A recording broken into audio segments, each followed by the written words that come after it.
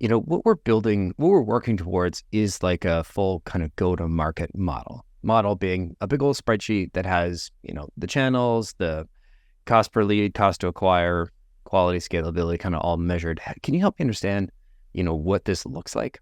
Yeah. And I think what I'll say is I think you could overcomplicate this easily, and it can be a bit overwhelming because you can build out this massive model. But at its core, you're building a systematic, repeatable engine that's going to involve various functional departments. So you're going to have the sales team, you're going to have the marketing, CS and finance involved.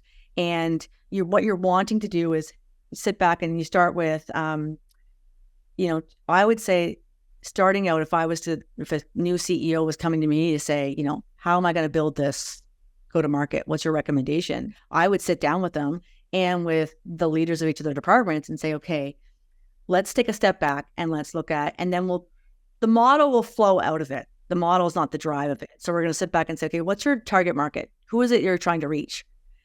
So what's your customer? And where are they? And do you have the product market fit? What's the messaging? What's your product pricing?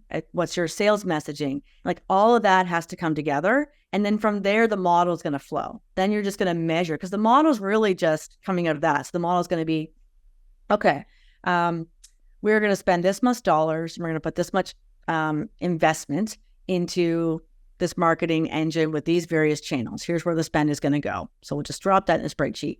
And then we're going to say, okay, we're going to make some assumptions based on how many leads that's going to drive. Okay, here are the leads now. Those leads are going to be naturally, we know how much we spent, we know how many leads we assume we're going to get out, or in the after, we'll measure, see how many leads we got. That's your cost per lead. And then you can evaluate across various standards in industry in terms of what's a fair cost per lead, but it varies greatly across industries. What's the cost per lead? And then like a marketing qualified lead. And then and then next step is sales needs to accept those leads into their pipeline or not, which that in my experience usually is the point of contention between sales and marketing. I'm sure you've come across that. But ultimately, just to continue the model at its sort of basic key components, it's the sales qualified opportunity. They're going to look at that and they're going to say, yeah, we accept that lead or we don't. They're going to have their own qualifying and it goes into their pipeline process. And then at the end of the day, it's going to spit out either closed sale, closed one. I mean, that's a very simplified model. But my point is that what your spreadsheet looks like and the actual model itself can vary greatly. And I wouldn't want somebody to get sort of overwhelmed by that because that's sort of almost the easy part. It's the answering the questions, the key components. That's really the important driver of that. So, and making sure that the alignment is there, particularly between sales and marketing.